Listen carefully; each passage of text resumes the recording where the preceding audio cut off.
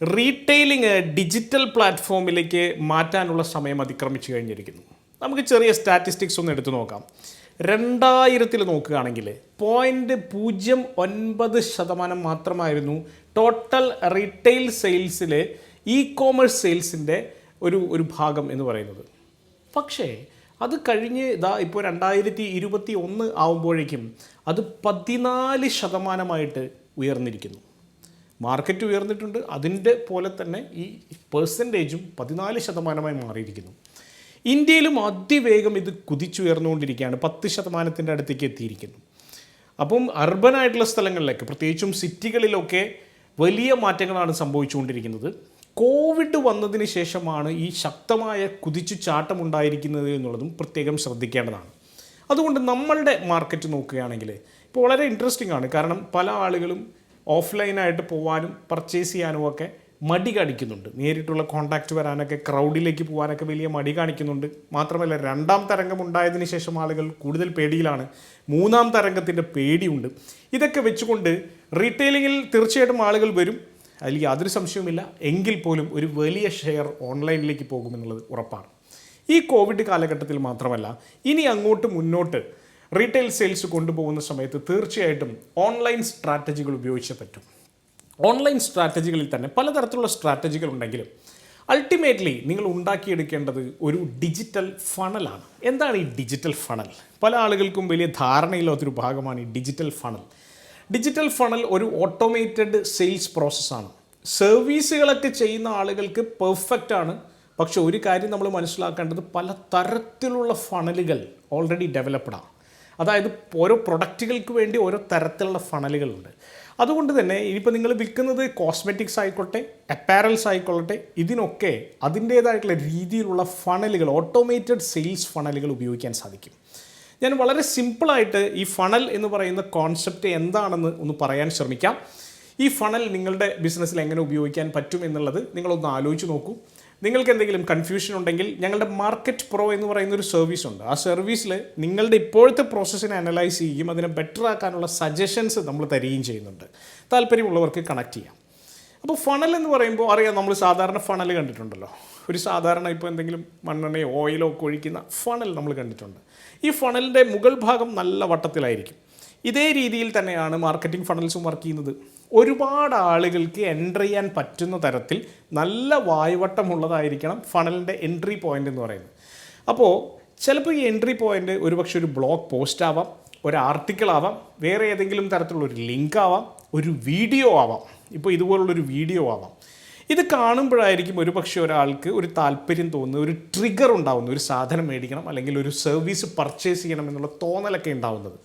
ഇത്തരത്തിലൊരു മനോഹരമായിട്ടുള്ള വീഡിയോ ആണ് ശരിക്കും പറഞ്ഞാൽ ഇതിൻ്റെ ആദ്യത്തെ ടച്ച് പോയിൻ്റ് എന്ന് പറയുന്നത്.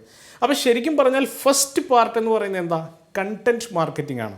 കണ്ടൻറ്റ് ഒരു പക്ഷേ ആർട്ടിക്കിളിൻ്റെ രൂപത്തിലോ വീഡിയോൻ്റെ രൂപത്തിലോ ഒക്കെ നിങ്ങൾക്ക് ഉണ്ടാക്കാം. അത് ഏറ്റവും ഭംഗിയായി ചെയ്യുക എന്നുള്ളത് വളരെ ഇമ്പോർട്ടൻ്റ് ആണ്. നിങ്ങൾ $1 ഷേവ് ക്ലബിനെ കുറിച്ച് കേട്ട് കാണും. US വലിയ വിപ്ലവമുണ്ടാക്കിയ ജില്ലറ്റിൻ്റെ മാർക്കറ്റ് ഷെയർ കുത്തനെ താഴേക്ക് കൊണ്ടുവന്ന വലിയ വിപ്ലവമായ ബ്രാൻഡ് $1 ഷേവ് ക്ലബ്ബ്. ഇപ്പോഴും നിങ്ങൾ $1 ഷേവ് ക്ലബ്ബ് എന്ന് നോക്കിക്കഴിഞ്ഞാൽ നിങ്ങൾക്കതിൻ്റെ സൈറ്റ് കാണാം. റിക്കറിംഗ് ആയിട്ട് നിങ്ങളുടെ വീട്ടിലേക്ക് ഷേവിംഗ് സെറ്റൊക്കെ അയച്ചു തരുന്ന ഒരു കമ്പനിയാണ്.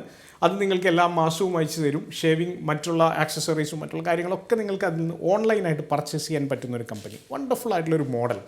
ഇതെങ്ങനെയാണ് സ്റ്റാർട്ട് ചെയ്തത്? ഇദ്ദേഹം ഇട്ട ഒരു വീഡിയോയിൽ നിന്നാണ്. അദ്ദേഹം ഷേവിങ്ങിനെ കുറിച്ച് പറയുകയും ഷേവിങ്ങിനെ കുറിച്ച് നമ്മളെ ചിന്തിക്കാൻ പ്രേരിപ്പിക്കും. കാരണം ഷേവിങ്ങിനെ കുറിച്ചൊന്നും പലപ്പോഴും ചിന്തിക്കാറില്ല. അത് റുട്ടീനായിട്ട് നടക്കുന്ന ഒരു എക്സസൈസ് എന്നുള്ള രീതിയിൽ കുറേ കാലങ്ങളായിട്ട് നമ്മൾ ശീലിച്ച് പോകുന്ന ഈ ശീലം പോലും ജില്ലറ്റ് ഉണ്ടാക്കുക എന്നുള്ളതാണ് രസം. അപ്പോൾ ഈ ഒരു ശീലത്തെ, നമ്മൾ സ്ഥിരമായി ചെയ്തിരുന്നൊരു ശീലത്തെ മാറ്റാൻ ഒരു വീഡിയോന് കഴിയുന്നുണ്ടെങ്കിൽ തീർച്ചയായിട്ടും അതൊരു ഫണലായിട്ട്, ഫണലിൻ്റെ ഏറ്റവും ആദ്യത്തെ സ്റ്റെപ്പായിട്ട് പ്രവർത്തിക്കും. അപ്പം നിങ്ങൾ ചെയ്യുന്നത് ഒരുപക്ഷെ മത്തി കച്ചവടമാവാം, മീൻ കച്ചവടമാവാം, ഒരുപക്ഷെ നിങ്ങൾ ചെയ്യുന്നത് ഫാർമ സെയിൽസ് ആവാം, നിങ്ങൾ ചെയ്യുന്നത് ഒരു കോസ്മെറ്റിക് സെയിൽസ് ആവാം, നിങ്ങളൊരു ഗാർഡനിങ് സർവീസ് ആയിരിക്കാം പ്രൊവൈഡ് ചെയ്യുന്നത്. എന്തും ആയിക്കൊള്ളട്ടെ, ഇതിനെല്ലാം മനോഹരമായി സ്ട്രാറ്റജൈസ് ചെയ്ത് കഴിഞ്ഞാൽ there is A scope for making A funnel.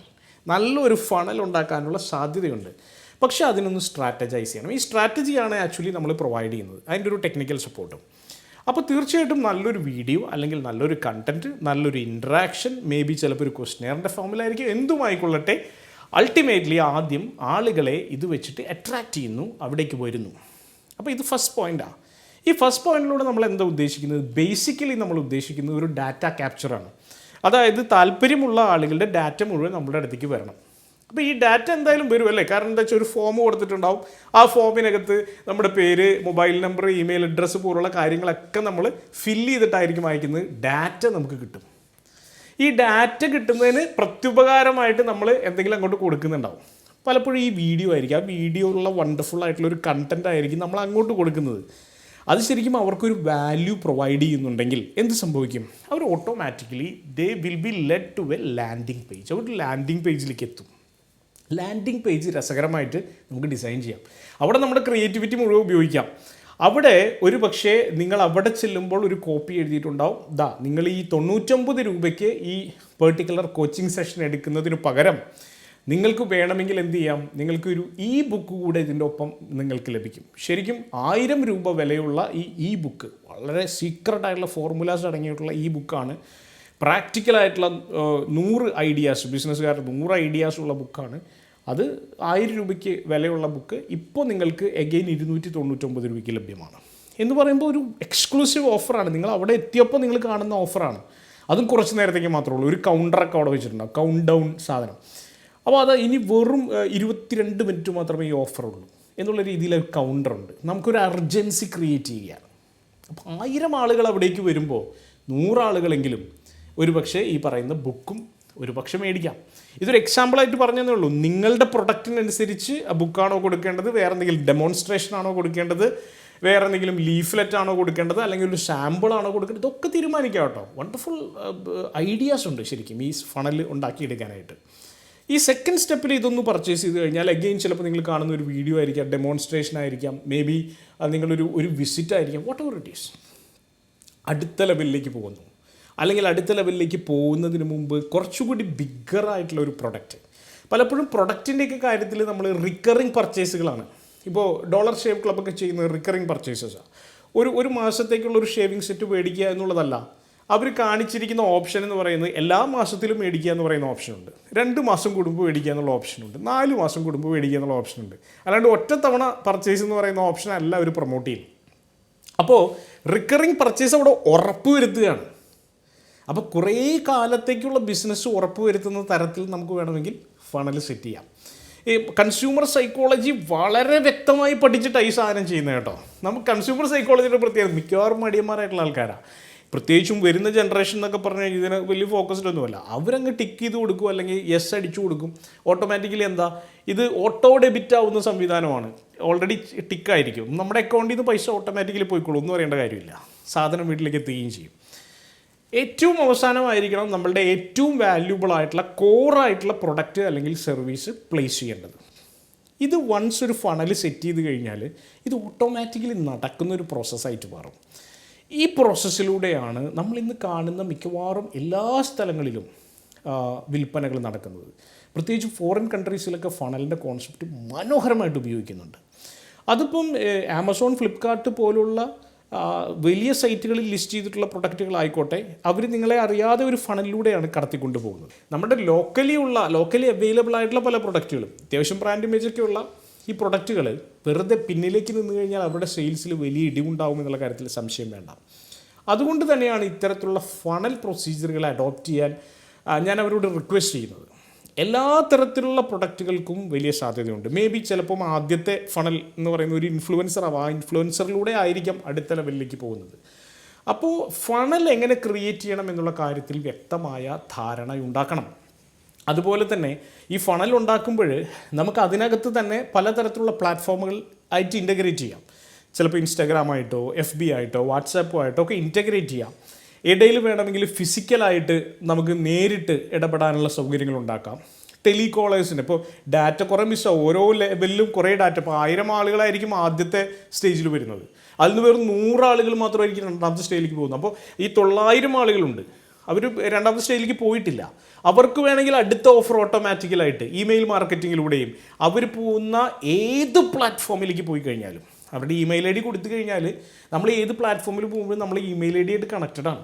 അപ്പോൾ അതുകൊണ്ട് തന്നെ ഏത് പ്ലാറ്റ്ഫോമിൽ ആ ഇമെയിൽ ഐ ഡിയുമായിട്ട് കണക്ട് ചെയ്തിട്ടുള്ള ഏത് പ്ലാറ്റ്ഫോമിൽ പോയി കഴിഞ്ഞാലും നമ്മളുടെ പരസ്യങ്ങൾ വരുന്ന തരത്തിലേക്കുള്ള ഒരു 360-ഡിഗ്രി മാർക്കറ്റിംഗ്.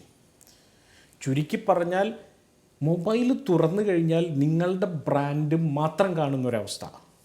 അതായത് അതിലേക്ക് ക്ലിക്ക് ചെയ്യാതെ മൂവ് ചെയ്യാൻ പറ്റാത്തൊരവസ്ഥ വേണമെങ്കിൽ സൃഷ്ടിച്ചെടുക്കാൻ പറ്റും ഇന്നത്തെ കാലത്ത്. This is what is happening around. ഇതാണ് ചുറ്റുപാട് നടക്കുന്നത്. നമ്മൾ ഇതറിയാതെ കാലങ്ങൾക്ക് ശേഷം ഈ ഒരു ഐഡിയ കേൾക്കുമ്പോൾ ഇങ്ങനെയൊക്കെ ഉണ്ടായിരുന്നോ എന്ന് പറഞ്ഞിട്ട് ഒരു കാര്യമില്ല. കാലം പെട്ടെന്ന് കടന്നു പോകും. This is the right time. ഇത് റൈറ്റ് ടൈമാണ്. കാരണം കോവിഡ് വന്നിരിക്കുന്നു, കസ്റ്റമേഴ്സ് റെഡി ആയിരിക്കുന്നു.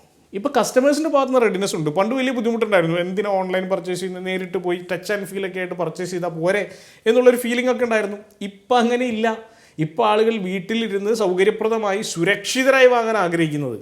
അപ്പോൾ എന്തുകൊണ്ട് നിങ്ങൾക്കൊരു 360-ഡിഗ്രി മാർക്കറ്റിംഗ് ഇപ്പോൾ ചെയ്തുകൂടാ? പ്രത്യേകിച്ചും കേരള ബേസ് ചെയ്തിട്ടുള്ള ബ്രാൻഡുകൾ അല്ലെങ്കിൽ ചെറിയ ബ്രാൻഡുകൾ ഒക്കെ തീർച്ചയായിട്ടും ഡിജിറ്റൽ മാർക്കറ്റിങ്ങിലേക്കും ഫണൽ മാർക്കറ്റിങ്ങിലേക്കും ഒക്കെ വരേണ്ട സമയം അതിക്രമിച്ചിരിക്കുന്നു. എത്രയും പെട്ടെന്ന് ഈ സ്ട്രാറ്റജി ഉപയോഗിക്കാനായിട്ട് സ്റ്റാർട്ട് ചെയ്യുക. ഏതെങ്കിലും തരത്തിലുള്ള സംശയങ്ങളുണ്ടെങ്കിൽ, അസിസ്റ്റൻസ് ആവശ്യമുണ്ടെങ്കിൽ, ഞങ്ങളുടെ മാർക്കറ്റ് പ്രോ പോലുള്ള സർവീസുകൾക്ക് താല്പര്യമുണ്ടെങ്കിൽ കോൺടാക്റ്റ് ചെയ്യാൻ മടിക്കരുത്. All the best.